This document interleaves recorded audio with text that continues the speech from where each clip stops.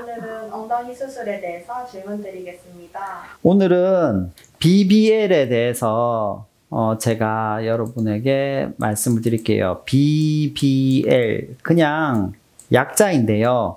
브라질리언 버트 리프트라고 해서 브라질 사람의 버턱, 엉덩이를 브라질 엉덩이를 만들어주는, 브라질 엉덩이처럼 힙업을 시켜주는 그런 수술을 얘기하는 거예요. 수술 방법 자체는 어떻게 보면 되게 간단해요. 등이나 등의 러브핸들이라고 하죠. 뒷구리라고도 하고 옆구리라고 하는 이쪽이나 아니면 허벅지의 바깥쪽과 안쪽에서 지방을 채취해서 우리가 보통 필요로 하는 이 엉덩이 위쪽, 이 위쪽으로 지방을 이식해 주는 거예요. 그러면 마치 여기 엉덩이가 이렇게 올라간 듯한 느낌을 주는 거잖아요. 그게 BBL이라고 하는데, 제가 제 다른 영상에서 제가 밝힌 바 있지만 저는 가슴에 유방에 지방 이식을 하는 건 굉장히 반대해요. 뭐 필러조차도 사실 별로 좋아하진 않지만 지방 이식을 하는 건 유방암의 그 진단을 어렵게 할 수 있기 때문에 굉장히 싫어하거든요. 하지만 이 BBL은 저는 그렇게 문제 있는 수술이라고 생각하지 않아요. 이유는 엉덩이 암이라는 용어는 없잖아요. 유방암이라는 용어는 있지만 엉덩이에도 암이 생길 수는 있어요. 하지만 그 빈도는 굉장히 낮게 돼요. 암 중에 어떤 암이 많이 생기는 부위들은 어떤 기능을 갖고 있는 경우가 많아요. 예를 들면 위나 간은 어떤 소화를 위해서 필요한 기관들이고, 또 우리가 후세를 이세를 만드는 데 필요한 기관, 자궁, 유방, 전립선 같은 곳에서도 사실은 암은 많이 생길 수 있어요. 그런데 엉덩이는 그런 곳과 관련이 없기 때문에 실제로 암이 별로 생기지 않아요. 미국에서 보통은 티네이저들이 어떤 수술을 많이 하냐면 가슴에는 보통 유방 보형물을 넣고요. 보통 이거는 뭐 고등학교 마칠 때쯤 많이 한다고 해요. 그들은 돈 없는 사람은 멕시코에 가서 하고 돈 많은 사람 미국에서 하고 뭐 그렇다고 합니다. 소문이니까 뭐 제가 확인해 본 건 아니고요. 그 다음에 이들이 조금 더 지나면 엉덩이에 지방을 넣어주는 수술을 하게 되는 것 같아요. 그래서 요런 쪽으로 흘러가고, 이거는 그리 뭐 저도 반대하고 싶은 수술은 아니고, 이게 언젠가 여러분 몇십 년이 지나면 한국에서도 많이 하고 있을 것 같은 성형수술이라서 보여드리는 거예요. 자, 이분은 킴 카다시안의 이복 여동생이에요. 이름이 카일리 제너예요. 이분이 처음엔 이렇게 납작한 엉덩이가 약간 왜소한 그런 체형이었는데 시간이 지나자 엉덩이가 굉장히 이렇게 뭐 봉긋해졌고, 가슴도 약간 커졌나요? 그리고 솔직히 굉장히 날씬해졌어요. 그죠? 그런데 제가 아까 말씀드린 바와 같이 미국 사람 티네이저 때 가슴 성형을 받는 경우는 흔해요. 뭐 그래서 그런 것 같고, 여기는 아마 수술을 안 했다면 지방 이식을 했을 가능성이 조금 있는 것 같아요. 아까 말씀드린 바와 같이 옆구리도 상당히 라인은 좋아져 있는 것 같아요. 자, 이분보다 좀 더 유명한 킴 카다시안을 볼게요. 이분이 원래는 엉덩이가 약간 이렇게 편편한 엉덩이였어요. 여기 하기 전인 것 같고, 한 후에는 물론 엉뽕을 넣었을 수도 있겠죠. 엉덩이 뽕을 넣었을 수 있는데 뭐 수술을 했다고 일단 가정을 합시다. 가정을 하면 요런 식으로 뽕긋해지고 당연히 여기도 더 얇아졌겠죠. 옆구리가 좀 더 얇아져 있는 모습들을 보여주고 있어요. 이런 게 현재에 우리가 좀 더 매력적이라고 느껴지는, 한국에서도 보통 이제 천천히 엉덩이 예쁜 사람도 미인으로 많이 간주되고 있거든요. 그렇게 보여주는 거고, 자, 이분은 제가 누군지는 못 찾았어요. 이분은 여기, 자, 제가 일단 지방 이식을 전후로 보면 옆구리나 허벅지 쪽에 지방을 빼서 이 엉덩이 위쪽, 이쪽을 주로 넣어준 것 같거든요. 그래서 이런 수술을 하는 거를 이제 많이 유행해 간다, 이렇게 말을 하고 있어요. 이 BBL과 같이 많이 하는 수술이 터미턱이라는 수술이 있어요. 한국에서는 복부 성형술, 어브도미노플라스티라고 많이 얘기하는데, 이 터미턱은 배를 들어 올리는 수술이에요. 이게 임신이나 출산을 하게 되면 배가 이렇게 느슨해지잖아요. 그걸 당겨 올려주는 수술과 같이 하는 경우는 많다고 해요. 그러면 비용들을 많이 물어보시는데 복부 성형술은 비용이 비싸게 받는 데는 약 아마 한 1,000만 원 정도까지 비용이 올라갈 거예요. 그러면 그거랑 이걸 같이 하면 한국에서도 아마 한 1,500만 원 정도의 비용이 될 것 같긴 해요. 이건 뭐 약간 고가 병원을 기준으로 말씀을 드린 거예요. 성형에서 저가 병원은 또 끝없이 비용이 내려가니까 제가 추산해 드릴 수는 없고요.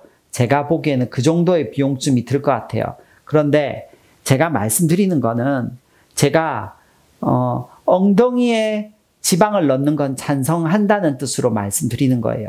엉덩이에 지방을 넣는 건 찬성하지만 유방에 지방을 넣는 건 매우 반대합니다. 반대 예로 이런 게 있어요. BBL이라는 수술이 아무래도 미국에서는 굉장히 비용이 더 비싸겠죠. 그래서 이분은 불법 엉덩이 주사를 맞고 10시간 만에 사망을 해버렸어요. 10시간 후에 죽었다고 돼 있죠. 참 돈이 문제예요. 그죠? 그리고 이분은 불법 엉덩이 주사를 맞았는데 피부가 괴사했어요. 엉덩이란 부분이 굉장히 넓은 부분이긴 한데 사실은 피가 많이 가는 지역은 아니에요. 그래서 우리 엉덩이에 근육 주사를 맞는 거거든요. 엉덩이 근육 주사 맞고 피난 사람 별로 없잖아요. 그만큼 혈관이 적게 가는 지역이기 때문에 피부가 한번 괴사되면 잘 낫지 않는 경향을 가지게 돼요. 그리고 우리가 앉을 때 이쪽을 이용해서 앉잖아요. 이분이 만약 앉아서 일하는 직업이라고 하면 그러면 여기가 되게 안 좋게 되는 경우가 흔하게 될 수 있으니까 여기서도 제발 불법 주사, 파라핀, 기타 등등 많은 분들이 내 아는 사람이 이거를 필러라고 얘기했다, 콜라겐이라고 얘기했다 이렇게 말씀들 하시는데 진정 필러를 여기 넣는다고 하면 가격대가 엄청나지게 됩니다. 그분들이 손해보고 놓지 않는다면 할 수도 없고요. 그리고 여러분들이 정상적으로 구매하는 합법적인 시장에서보다 10배의 가격은 더 줘야 불법적인 시장에서 구할 수 있을 텐데 합법적인 시장 가격만으로 엉덩이를 채우려고 해도 최저가의 필러를 사용한다고 하더라도 500만 원이 들 것이고요. 이걸 불법 시장에서 한다고 하면 재료 비용 5천만 원이 들 겁니다. 근데 그렇게 받고 불법 주사를 할 사람은 없겠죠. 그러니까 대부분 파라핀이 될 겁니다. 여러분들이 알아주셨으면 좋을 것 같습니다. 이제 질문을 좀 받을게요. BBL 성형 위험한 이유가 뭔가요? BBL 성형은 아주 위험한 축이라고 볼 수는 없고요. 일단은 두 가지를 잘해야 되겠죠. 여기 흡입을 잘해야 되고 그 다음에 여기 이식을 잘해야 되고요. 그보다 가장 중요한 건 BBL을 할 수 있을 만큼의 어떤 진단, 이분이 BBL이 필요한지 아닌지를 진단하는 게 되겠어요. 하지만 동양인이 서양인보단 체구가 작잖아요. 그래서 채취해야 될 지방이나 이식해야 될 지방량이 실제로는 굉장히 적은 양이 될 거예요. 그래서 기대치를 조금 낮추고 해야 될 거예요. 브라질 사람같이 빵빵한 엉덩이를 만들 만큼의 지방은 엄청나게 많은 양을 채취하지 않는 이상 생각보다 어려울 거고 한국에서 그 정도를 원한다면 거의 전신 지방 흡입 정도를 해야 될 것이고 그런데 워낙 작은 엉덩이에 억지로 많은 양의 지방 이식을 하게 되면 그 자체가 위험해질 수 있어요. 적당한 양만 하시는 걸 권해드립니다. 불법 수술로 엉덩이에 실리콘을 넣어서 구멍이 생기면 이를 메꾸기 위해 솜으로 막고 순간 접착제로 붙인다던데 가능한 이야기인가요? 좋지는 않은 얘기고요. 그렇게 만약 수술이나 시술이 간단한 거라면 세상에 수술 못할 사람이 어디 있겠습니까? 그죠? 솜으로 막고 본드로 붙여서 된다면 걱정할 게 없겠죠. 하지만 염증이 심해지면 인간은 항상 죽을 수 있습니다. 그래서 조심하셔야 합니다. 불법 수술로 피부 괴사 현상이 일어난다면 대처 방법에는 무엇이 있나요? 가장 두려운 게 폐혈증인데요. 폐혈증이라는 거는 우리 몸에 균이 돌아다니게 되는 거라고 생각하시면 됩니다. 균혈증하고 약간 비슷한 상태가 되는데 어떻게 됐든 이 균을 잡기 위해서는 항생제 치료 같은 걸 해야 되고요.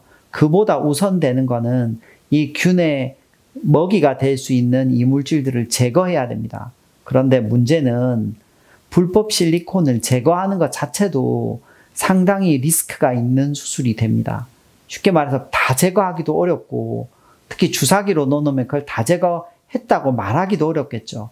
그러니까 수술을 하더라도 계속 남게 될 가능성이 많기 때문에 굉장히 위험한 수술이 됩니다.